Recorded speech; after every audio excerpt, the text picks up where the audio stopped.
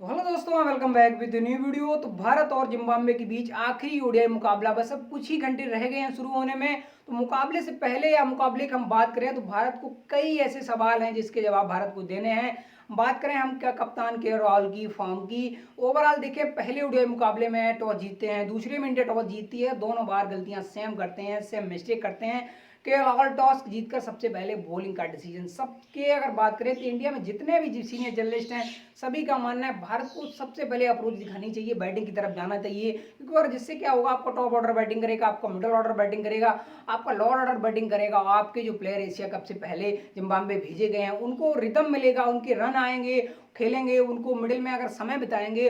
और कहा भी है कप्तान के राहुल ने सेकंड ओडीआई मुकाबला जीतने के बाद कहा है कि उन्होंने कहा अगर हम समय मिडिल में बिताएंगे तो इससे क्या होगा, हमको कॉन्फिडेंस आएगा और कुछ रन अगर आ गए हमारे तो ना इससे हमारी फॉर्म वापस आ जाएगी।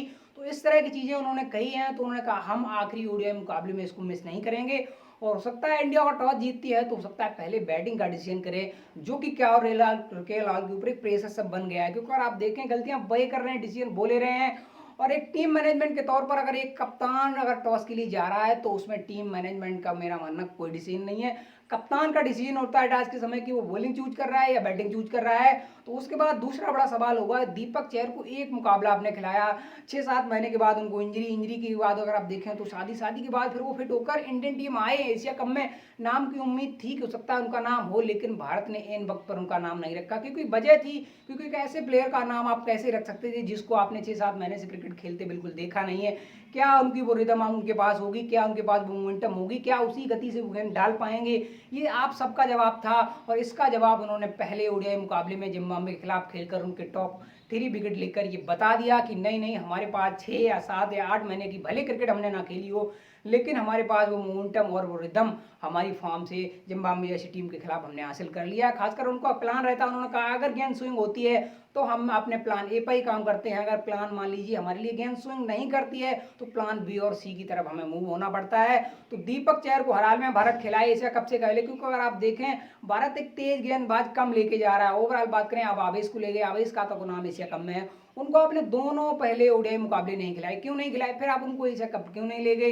क्या आपने उनको सिर्फ टूरिस्ट वीजा पर इसलिए भेजा है कि आप चलिए जिम्बाब्वे घूम के आइए, जिम्बाब्वे सीधा आप दुबई चले आना, दुबई हम आपको वहां बैठारे रखेंगे और मुकाबले हम वहां भी नहीं खिलाएंगे? मेरा मानना है आवेश खान हो या फिर दीपक चहर है या फिर हम बात करें अक्षर पटेल, चलिए वो तो खेल ही रहे हैं मुकाबले, वो अच्छा भी कर रहे हैं। लेकिन भारत ने आन वक्त पर अश्विनी का नाम लाके वेस्ट इंडीज के खिलाफ T20 सीरीज में एन वक्त पर आपने अश्विनी का सिलेक्शन कर लिया। ये भी मेरे समझ से थोड़ा आउट ऑफ ओपिनियन हो सकता है। मेरा मानना अक्षर पटेल डिजर्व करते थे और वो अगर आप देखें गेंदबाजी से विकेट ले रहे हैं भारत के लिए, जरूरत पड़ने पर रन बना रहे हैं। आपने रवि बिश्नोई को रखा, ओवरऑल देखें, चलिए उस पर डिबेट नहीं होनी चाहिए, कुलदीप नहीं गए कोई बात नहीं है, लेकिन ओवरऑल देखें जो पेस अटैक आपके पास है, भुवनेश्वर कुमार चलिए बहुत तगड़ी फॉर्म में आपके पास हैं, दीपक चहर के पास हमने वो रिदम देखा, वो मोमेंटम देखा, गेंद उनकी स्विंग कर रही है, गेंद सही लाइन लेंथ पर गिर रही है, ये भी अच्छी बात है। लेकिन आवेश को आप कहाँ जज करेंगे? क्या एशिया कप जाएंगे पाकिस्तान के खिलाफ सीधा उनको खिलाएंगे और उनको वो मोमेंटम और रिदम मिल जाएगा? क्या आपको लगता है? बिल्कुल ही नहीं मिलेगा। मुकाबले खेल कर ही आप किसी प्लेयर का रिदम पा सकते हैं, अपना बेस्ट दे सकते हैं। ओवरऑल देखें तो भारत करेगा क्या? भारत सबसे पहले अगर आप बात करें तो के राहुल के ऊपर थोड़ी हो सकता है नेगेटिविटी बनी रहे कि अगर उनके आज रन ना आए तो, क्योंकि अगर आप देखें अपने आप को थोड़ा सा वो बचाते नजर आए। ये जो कप्तान आप जाते वेस्ट इंडीज की, मेरा मानना है वेस्ट इंडीज के खिलाफ हो सकता है आप कोविड, चलिए कोविड की वजह से नहीं जा पाए, जिम्बाब्वे के खिलाफ भेजे कप्तान बनाकर भेजे गए पहले मैच मुकाबले में। आप चलिए आपने सोचा है जी कप्तान जा रहे हैं लंबे समय के बाद क्रिकेट खेलेंगे, तो चलिए देखते हैं जिम्बाब्वे अगर मैंने माना है कि अगर आप देखें तो हालिया फॉर्म है, उन्होंने बांग्लादेश को हराया T20 और फिर ओडीआई हो। तो ओवरऑल देखें जी कप्तान थोड़ी नेगेटिविटी आपके दिमाग में आई हो, आपने सोचा हो चलिए हम यार देखते हैं जिम्बाब्वे हमको किस तरह से फाइट देगी, ओवरऑल देखते हैं, जज करेंगे पहले मुकाबले में। लेकिन पहला मुकाबला आप 10 विकेट से जीत गए, फिर भी आपको कॉन्फिडेंस नहीं आया, फिर भी दूसरे मुकाबले में आप गए नहीं, आपने कहा नहीं बॉलिंग बॉलिंग बॉलिंग बॉलिंग आपने ले ली। उसके बाद आप देखें तो फिर 160-160 के करीब आपको रन बनाने हैं, उसमें भी आपका रिदम, आपके वो इंटेंट आपको वो क्रीज पर दिखा नहीं, मेरा मानना है। केएल राहुल हल्के से क्रूलेस रहते हैं, जे विकेट कीपर बल्लेबाज हो या जे ओपनर बल्लेबाज हो या जे कप्तान, थोड़े से अपने आप को अगर आप देखें तो हम मानते हैं वो थोड़ी क्लेम स्वभाव के है MS धोनी की तरह, लेकिन MS धोनी वाली वो मोमेंटम अगर बात करें तो फिर उनके अंदर नहीं, वो आग नहीं है। तो फिर इस पर क्या हो सकता है, क्या भारत के लिए अगर आज उनके रन नहीं आए तो भारत के लिए वो एशिया कप क्या ओपनिंग करेंगे, इस पर थोड़ा सा सस्पेंस बना रहेगा। क्योंकि अगर आप देखें भारत के पास मिड ऑर्डर में वैसे भी एक प्लेयर को बाहर होना है अगर केएल राहुल ओपनिंग करते हैं, चाहे हम बात करें उसके बाद ऋषभ पंत हो या फिर हम बात करें नीचे से आप 3-4 ओवर के लिए अगर बना के रखे हैं दिनेश कार्तिक को, दिनेश के ऊपर तलवार चलती दिख जाए। क्योंकि आप देखें दोनों ने ऐसा मोमेंटम IPL के बाद टीम इंडिया को खेल कर नहीं दिया जिससे भारत कह सके कि हम ऋषभ पंत के साथ जा रहे हैं या हम बात करें दिनेश कार्तिक के साथ जा रहे हैं। तो ओवरऑल मेरा मानना है भारत को कुछ चेंजेस और करने हैं। बात करते हैं राहुल त्रिपाठी की। राहुल त्रिपाठी एक ऐसा प्लेयर, हम बात करते हैं दीपक हुड्डा। दीपक हुड्डा देखिए IPL में अच्छा करके आए, राहुल त्रिपाठी भी अच्छा करके आए, दोनों यंगस्टर हैं, भारत के लिए मुकाबले जाना खेले नहीं, दोनों की शुरुआत थी, दोनों के IPL अच्छे मुकाबले गए हैं। तो आपने क्या किया है, दीपक को ऊपर हाथ रख दिया। साउथ अफ्रीका में उनको नहीं खिलाया आपने, उनको आयरलैंड ले गए, आयरलैंड को आप राहुल को भी ले गए, लेकिन आपने दीपक के ऊपर हाथ रख दिया, दीपक को मुकाबले खिला दिए। दीपक ने अपने आप को साबित कर दिया। दीपक आपके लिए इतने बड़े प्लेयर बन गए नंबर 3 पर कि विराट की अगर बात करें तो बैकअप प्लान के ऊपर देखे जाने लगे। एशिया कप जा रहे हैं भारत, जो कि उनके लिए अच्छी बात है, क्योंकि अगर आप देखें उन्होंने अपने आप को साबित किया। उन्होंने भारत के लिए 1-2 ओवर डाले, 1-2 विकेटें ली हैं, भारत के लिए रन बनाए हैं, नंबर 5-6 पर आकर ODI में रन बनाए हैं, उसके बाद नंबर 3 पे आके T20 फॉर्मेट में T20 फॉर्मेट जाली बैटिंग करके उन्होंने दिखाई है। लेकिन राहुल त्रिपाठी का क्या क्या होगा अगर आप बात करें जिम्बाब्वे जैसी कमजोर टीम के खिलाफ, जिम्बाब्वे जैसी कमजोर टूर के खिलाफ आप उनको अगर नहीं खिला रहे हैं तो फिर मेरा मानना है ये बहुत बड़ी गलतियां कर रहे हैं। देखिए ईशान किशन को आपने नंबर 3 पर क्यों खिलाया है, मेरे समझ से बिल्कुल आउट ऑफ ओपिनियन है। उसकी वजह ये है कि ना तो आप उनको एशिया कप ले जा रहे हैं और ऐसा भी कोई संकेत नहीं मिल रहा जिससे कि हो सकता है कि उनकी अगर फॉर्म वापस आई, उन्होंने कुछ रन बनाए तो हो सकता है आप उनको वर्ल्ड कप ले जाएं, ऐसा भी नहीं लग रहा है। तो फिर दीपक हुड्डा की तरह एक यंगस्टर को आप आगे क्यों नहीं देख सकते हैं?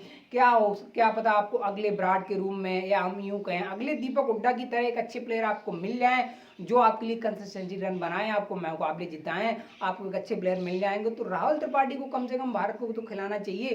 तो कुछ जिनका भी डिसीजन है मेरा मानना थोड़ा सा अगर आप देखें उनके ऊपर अगर हाथ रखेंगे तो वो रन बनाएंगे। और जिम्बाब्वे में कोई इतनी तगड़ी टीम तो है नहीं कि हम T20 ODI सीरीज हार जाएंगे, आप एशिया कप से बाहर हो जाएंगे, आप वर्ल्ड कप से बाहर हो जाएंगे। तो ऐसा तो है नहीं कि क्वालिफायर मुकाबले खेलने हैं, एन वक्त पर आप किसी ऐसे प्लेयर को नहीं डालना चाहते जैसे आपने टीम इंडिया में जज ना किया हो।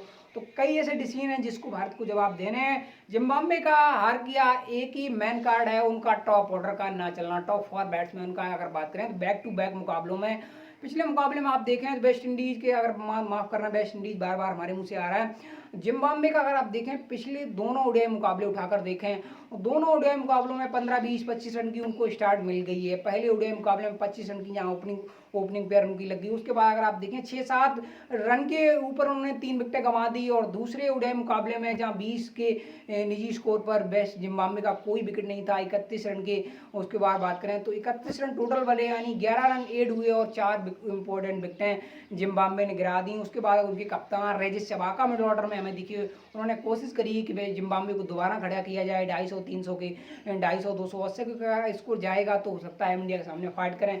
क्योंकि अगर आप देखें पहले ODI मुकाबले में जिम्बाब्वे ने 10 विकेट से मुकाबला हार गई, 1-2 कैच आए मिस हुए, विकेटें नहीं मिल पाई। दूसरे ODI मुकाबले में उन्होंने विकेटें ली, भारत के टॉप ऑर्डर में केएल राहुल खेले, उनकी विकेट ली, शुभमन गिल वो अच्छा दिख रहे थे, उनको बड़ी पारी खेलने से रोका। शिखर धवन जो कि अच्छे इंटेंट के साथ उतरे, T20 वाली इंटेंट के साथ बैटिंग कर रहे थे, उनको भारत ने अगर बात करें तो जिम्बाब्वे ने उनको रोका, उनकी विकेट ली। उसके बाद ईशान किशन जो लंबी आरसी से फॉर्म से जूझ रहे हैं, भारतीय टीम ने उनसे कंधे हटा लिए तो उनकी विकेट आपको मिल गई। संजू सैमसन नीचे आके रन बना दिए, दीपक हुड्डा खड़े रहे, उन्होंने विकेट अपनी फेंकी नहीं, रन बनते रहे, जैसे भी बने ओवरऑल देखें तो वो खड़े रहे, उन्होंने इतने रन बना दिए कि भारत मुकाबले में आसानी से बना रहा। और ओवरऑल बात करें संजू सैमसन आए नीचे से ताबड़तोड़ पारी खेली, भारत को मुकाबला जिता दिया।